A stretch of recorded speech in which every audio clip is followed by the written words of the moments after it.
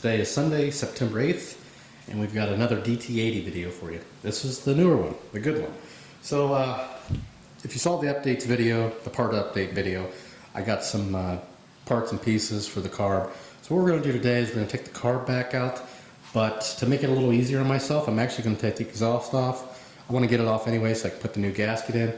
And basically, to take the exhaust off, just like the cruddy DT80, we've got a bolt there, one there, and then we've got to unscrew the column in the front. So we're going to go ahead and take that off. I won't bore you with that since you can take a look at that in the teardown video of the cruddy one. So we'll get this off and we'll be right back. See, we have a lot more access now. We've got the elbow here. There's the carburetor. Next thing we're going to do is we're going to take off that oil tank again, which is just held on by another bolt right there, and then it slides out. And take that out. That way we can get even more access instead of trying to cram it in there.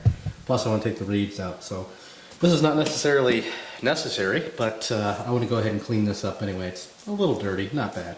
So we'll go ahead and get that tank off, and then we'll be right back. Okay, next thing we're going to do is take the cover off the filter. Remember, we don't have a filter in here anyway, so that's one of the new things we've got, so we would have had to have done this anyway. There we go. And the next thing we're going to do is move to the other side and take out the housing itself, which is held on by, I don't know if you can see it from there. I'll move you over here. And I've got a video, I think I took a video of this on the Clunker 80. You got two bolts right there. So we'll go ahead and take those off, and then we'll be back. Now that we've got the two nuts off, we should be able to kind of slide this through, keeping this still attached to the actual air filter housing. See how well this works out. A little stubborn. There we go, almost. Like I said, this thing is very, very, very stubborn. Daggone. There. So we were able to get it out with everything. Now we could have just taken it off there, but I don't want to have to replace that spring. Maybe it did, you know, if it accidentally breaks or something like that. So got that housing out. Now we've already loosened the front connector there. We should be able to pull the carb back.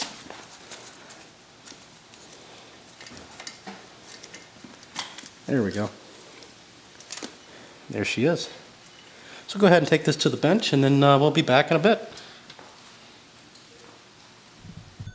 We're back with the carb in hand here. First thing you should do, and you probably should do this on the bike, is go ahead and make sure there's no gas in there. So there's a little drain plug on the bottom. Actually, we'll tilt it up like this. And there's not a drop. So that's good. Put that back in. Actually, it doesn't matter if you put it back in at this point or not. Go ahead and take the screws out of the bowl. We'll go ahead and get these four out, and then we'll come back. Okay, we've got the bowl out. For the steps I'm doing, we really didn't need to check this, but I wanted to go ahead and check it. And one of the problems I'm seeing is that the needle, it's not even moving. It's just stuck down in there. I don't know if you can see that. See, it's not even upside down. It's not making contact, which is not allowing. You can see I can actually, up there it's making movement now, but we'll get it back up. Okay, I don't know if you can see it. It's kind of sticking. So that's an area that we're going to need to look at. Go ahead and take this pin out. And unlike in the last video, we will pay a little bit more attention to putting this in. Don't goof up and put it on upside down or backwards or whatever I did. I don't remember. Go ahead and take this out. You can see it there. So that is definitely sticking in there. To see if there's any, let's put it under a magnifying glass to see if there's anything, any grooves in it. It doesn't look like it, but it's definitely not moving.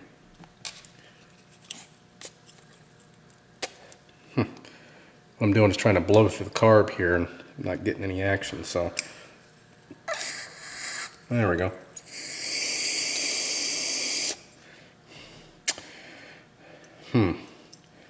Put that back in. So it's definitely cleared out through there, but I'm going to clean this off, get a magnifying glass and look at it. Next thing we're going to do, actually we'll take this seat out too, this portion of the needle, and we'll be back. Okay, we're back. Everything looks good in here. So the next step is I still have another carb that I put on eBay. There's no bids on it, so we're going to look at that if that's got some better parts. These seem fine, but you never know.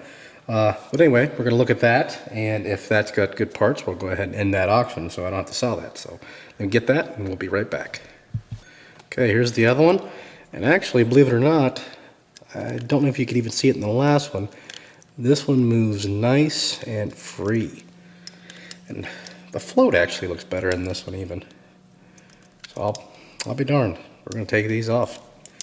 Go ahead and transfer these over. I'm quite shocked by that. Yeah, the float looks a lot better. Inside of the carb doesn't necessarily look better, but everything else does. Go ahead and transfer these parts real quick.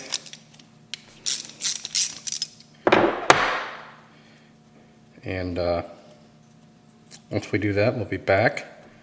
And I think we'll go ahead and put those springs and the gaskets in, or the O-rings rather. And then we'll go ahead and try to fire it up as is. Put the gas tank back on. We won't put the air filter in. And then we'll try to fire that up. Yeah, this looks pretty good. And actually, there's a washer on this that I was missing on this one. So apparently somebody's been in this little booger before. I thought that gasket looked too good to be 29 years old. Go ahead and get this all put back together. And I won't bore you with that. I'm just putting everything back where it came from. Oh yeah, that's a lot different. Wow. We'll put the other float on. I don't know if that's got a newer float or what. So I'll go ahead and do this, and we'll come back with replacing those springs and whatnot. First, I better end the auction because it does end today, and I don't want somebody to bid on it and not be available to them. So we'll see you. Okay, we've took both the mixture screws out, and we're going to replace the the O-rings, which you see here. There's an O-ring and the spring.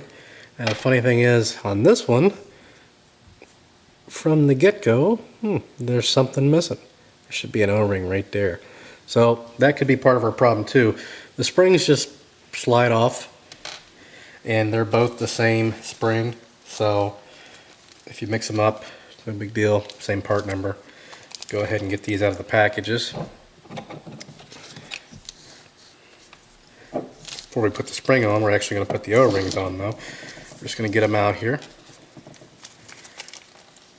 There's one, and here's the other. And I'll show you the difference in the springs here from a new and an old. May not seem like a big deal, but I don't know if it's going to show up.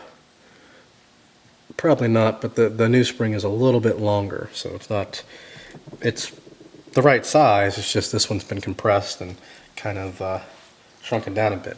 Here are the O-rings. Again, they're both the same as well. Go ahead and get these out of the packages.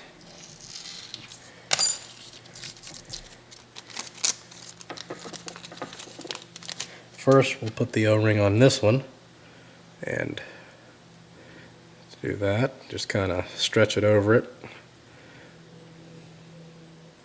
Doesn't want to go in there real easy though. It's a tight fit. Almost looks like the wrong O-ring, but I don't think it is. I think it's the right one. So go ahead and get our pick set out here and see if we can make this happen without ripping it.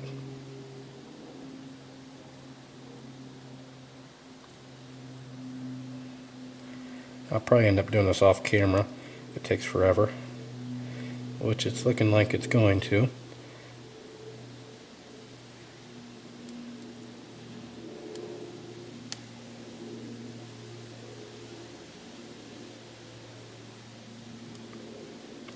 Maybe, maybe not. We almost got it here. Almost. So I'll go ahead and finish this off camera. Yeah, I'll finish it off camera and we'll put the other one on, then we'll put them back in, so stay tuned. Okay, we've got the O-rings in. See, that one's got a nice new O-ring, and so does that one. The springs, they just slip on. Go ahead and screw those back in. Now, before you're taking these out, you should have probably counted the amount of turns that from closed.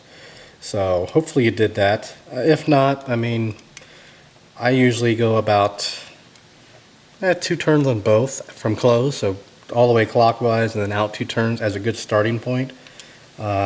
Just always seems to be a good starting point for me. Now this one happens to be 3. Well, that's what it was set at. So we'll go, okay, there's half, there's 1 turn, half, 2, half, 3 turns. Then another spring, go ahead and slide that on. This was actually 2, so go ahead and get that threaded in there.